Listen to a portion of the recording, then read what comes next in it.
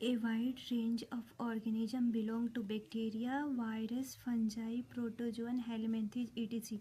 मतलब बहुत सारे रेंज में बैक्टीरिया, वायरस, फंजाई, प्रोटोजोन सारे को देखा गया है जो डिजीज कॉज करते हैं. Could cause disease in man, आदमी में डिजीज कॉज करते हैं. Such disease causing organism are called pathogen. ये डिजीज कॉजिंग ऑर्गेनिज्म को हम पैथोजन कहते हैं. Most parasite therefore pathogen they cause harm. ज़्यादातर पैरासाइट जो होते हैं ना वो हमारे बॉडी को हार्म करते हैं, होस्ट की बॉडी को हार्म करते हैं, बट कुछ होते हैं जो हार्म नहीं करते हैं. Pathogen are enter in our body various mean. Pathogen हमारे बॉडी में इंटर करके बहुत सारे पर्पस को पूरा करते हैं. वो मल्टीप्लाई करते हैं, हमारे नॉर्मल ग्रोथ को, वाइटल एक्टिविटी को इंटरफियर करते हैं, मॉर्फोलॉजी एंड फंक्शनल को भी डैमेज करते हैं, हम बीमार हो जाते हैं. Pathogen have adapt to live with in the environment of the host. वो हमारे बॉडी के अंदर जाके अपने सर्वाइवल के लिए इन्वायरमेंट बना देते हैं होस्ट की बॉडी के अंदर. Example, pathogen enter the gut. जैसे पैथोजन जो होता है ना वो हमारे गट के अंदर इंटर करते हैं ना, तो हमारे गट के अंदर क्या होता है, पीएच बहुत कम होता है. जब पीएच कम होता है तो उस पीएच में भी ये रहने के लिए रजिस्ट होते हैं. इनके उस डाइजेस्टिव एंजाइम में भी ये रह लेते हैं. इनको पता होता है कि हम इसमें रह लेंगे. उनका बॉडी इस तरीके से अडेप्टेड होता है. Few representative member from different group of the pathogen organism are discuss here along with the disease cause by them. Prevention and control major this disease in general brief describe.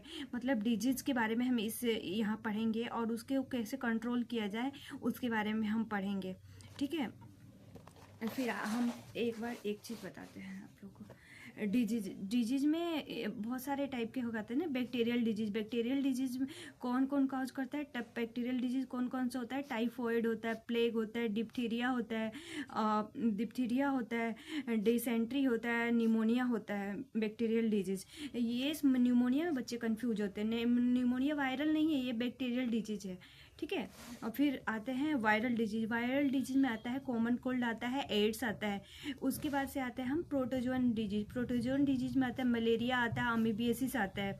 उसके बाद से आते हैं fungi में fungi कौन सा disease cause करता है. रिंग वॉर्म, हेलमिंथेस, एस्केरियासिस, फिलारियासिस, ये सब रिंग वॉर्म कॉज करता है. ओके, अब हम आ जाते हैं फिर से वहाँ पे टाइफॉइड में. साल्मोनेला टाइफी एक पैथोजेनिक बैक्टीरिया है जो क्या करता है, टाइफॉइड कॉज करता है. और ये टाइफॉइड का जो पैथोजन है ना वो हमारे स्मॉल इंटेस्टाइन में इंटर कर जाता है. स्मॉल इंटेस्टाइन में इंटर करके फूड और कंटामिनेटेड वाटर के थ्रू इंटर करता है. और ये स्मॉल इंटेस्टाइन से माइग्रेट करके मतलब हमारे ब्लड के थ्रू माइग्रेट करके स्मॉल इंटेस्टाइन में जाता है.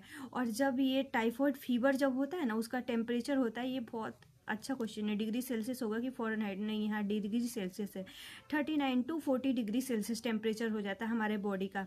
और सिम्टम क्या होता है, हमारे बॉडी वीक हो जाता है, वीकनेस आता है, स्टमक पेन होता है, पेट में दर्द होने लगता है, कॉन्स्टिपेशन होने लगता है, हेडेक होने लगता है, लॉस ऑफ द एपेटाइट, मतलब हमें भूख नहीं लगता है, और सम और कॉमन सिम्टम होने लगता है. लेकिन जब सीवियर केस में क्या होता है, इंटेस्टाइन में परफोरेशन होता है और डेथ भी हो जाता है इसकी वजह से. ओके,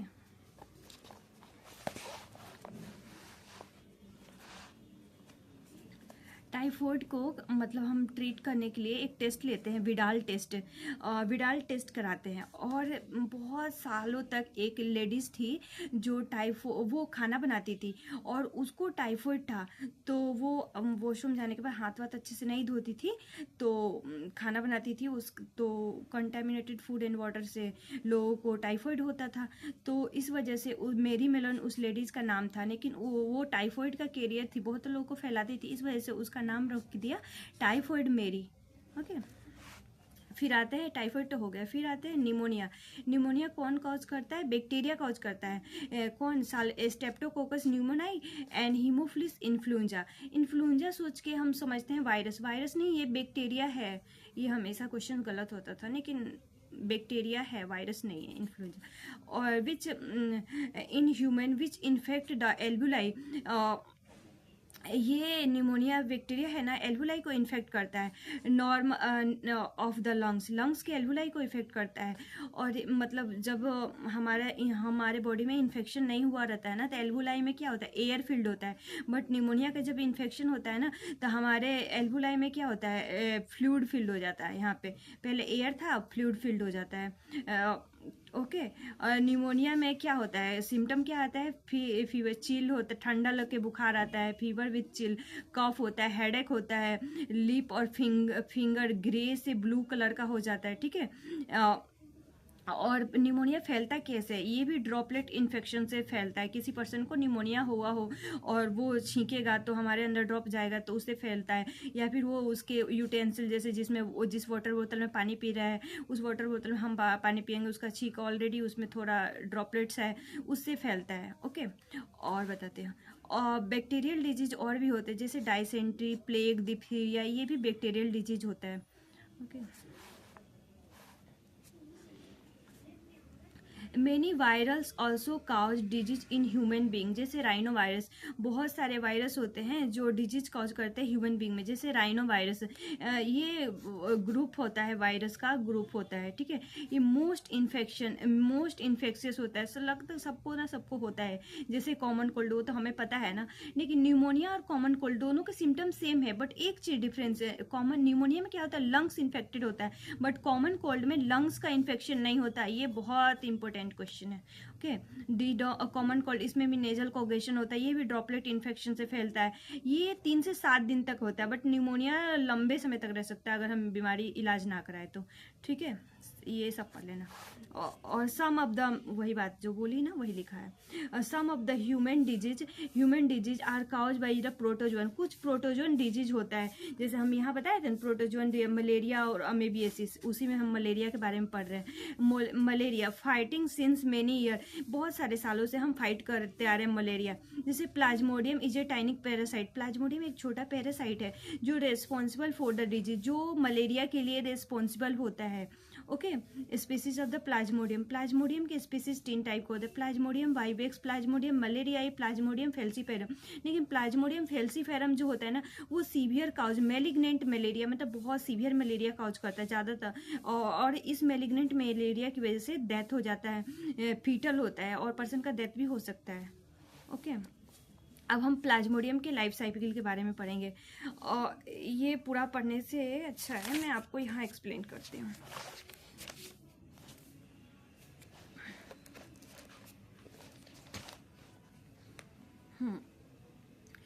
जब हम किसी पर्सन को, मतलब मस्क्यूटो के अंदर क्या हम नॉर्मल पर्सन है, और मस्क्यूटो के स्लाइवरी ग्लैंड में स्पोरोजाइट स्टेज है कोई, तो इन्फेक्टेड मॉस्क्यूटो हमारे नॉर्मल पर्सन को कट करता है, तो उसके स्लाइवरी ग्लैंड में स्पोरोजोइट स्टेज है, वो हमारे बॉडी के अंदर जाएगा, हमारे बॉडी से ब्लड से होते हुए लीवर में जाएगा। लीवर में जाके क्या करेगा, एसेक्सुअल रिप्रोडक्शन करेगा। स्पोरोजोइट स्टेज एसेक्सुअल रिप्रोडक्शन करके बहुत सारा मल्टीप्लाई करके लीवर के सेल को फाड़ देगा, ब्रस्ट कर देगा। जब लीवर सेल फट जाएगी तो वो क्या होगा, मलेरिया पैरासाइट स्पोरोजोइट स्टेज वो हमारे आरबीसी में एंटर करेगा। आरबीसी में जाके यहाँ पे भी सेक्सुअल रिप्रोडक्शन नहीं करेगा, सेक्सुअल रिप्रोडक्शन करके क्या करेगा, हमारे आरबीसी सेल में बहुत सारा मल्टीप्लाई करके आरबीसी को फाड़ देगा। आरबीसी को जो फाड़ देगा तो यहाँ पे क्या होगा, मेल और फीमेल अलग अलग निकलेंगे, तो यहाँ पे गेमिटोसाइड स्टेज डेवलप होगा आरबीसी में फर्स्ट टाइम। अभी बना नहीं है, फर्टिलाइजेशन नहीं हुआ, गेमिटोसाइड स्टेज डेवलप हुआ है। उसके बाद से क्या करें, गेमिटोसाइड स्टेज जो है ना, आरबीसी से हमारे ब्लड में होते हुए हैंड वगैरह पे आएगा, तो ब्लड से होते हुए बॉडी में ट्रेवल करेगा, तो हमारे बॉडी को मस्क्यूटो जब कट करेगा तो जो गेमिटोसाइड स्टेज डेवलप हुआ है ना, वो मस्क्यूटो के अंदर चला जाएगा। मस्क्यूटो के अंदर चला जाने के बाद मस्क्यूटो के गट में जाएगा, उसके पेट में जाएगा। गट में जाने के बाद उसमें क्या होगा, फर्टिलाइजेशन होगा, दोनों गेमिटोसाइड। मस्क्यूटो के गट में फर्टिलाइजेशन होता है, आरबीसी में नहीं होता है। मस्क्यूटो के गट में फर्टिलाइजेशन होगा तो स्पोरोजोइट स्टेज बनेगा। स्पोरोजोइट स्टेज क्या करेगा, उसके मस्क्यूटो के स्लाइवरी ग्लैंड में चला जाएगा। स्लाइवरी ग्लैंड में जाके नॉर्मल पर्सन को काटेगा, तो फिर ये साइकिल रिपीट होगा। ओके। तो इसमें 3 क्वेश्चन बनता है। जब मस्क्यूटो ह्यूमन को काटता है तो मस्क्यूटो के अंदर कौन सी स्टेज होती है? स्पोरोजोइट स्टेज होती है फर्स्ट, जब मस्क्यूटो ह्यूमन को इन्फेक्ट करता है। और दूसरा क्वेश्चन बनता है ए सेक्सुअल रिप्रोडक्शन कहाँ कहाँ होता है? आरबीसी में होता है और लिवर में होता है। और सेक्सुअल स्टेज डेवलप कहाँ होता है? सेक्सुअल स्टेज डेवलप होता है आरबीसी में ही होता है। ए सेक्सुअल रिप्रोडक्शन नहीं होता है, बट सेक्सुअल स्टेज डेवलप हो जाता है आरबीसी में। और पूछेगा फर्टिलाइजेशन कहाँ होता है? वो मस्क्यूटो के गट में होता है। और मस्क्यूटो के अंदर कौन सी स्टेज में जाता है हमारे बॉडी से? गेमिटोसाइड स्टेज में जाता है। Okay, complete question. और एक और मैं समरी बताती हूँ, समरी नहीं मतलब कुछ इंपॉर्टेंट पॉइंट बताती हूँ। वेक्टर, जैसे क्यूलेक्स वेक्टर होता है ना, वो इलेफेंटिएसिस डिजीज के लिए होता है। एडिस जो वेक्टर होता है वो डेंगू के लिए होता है। एनाफ्लिस जो होता है ना वो मलेरिया के लिए होता है। अक्सर इसमें बच्चे कंफ्यूज होते हैं। ओके।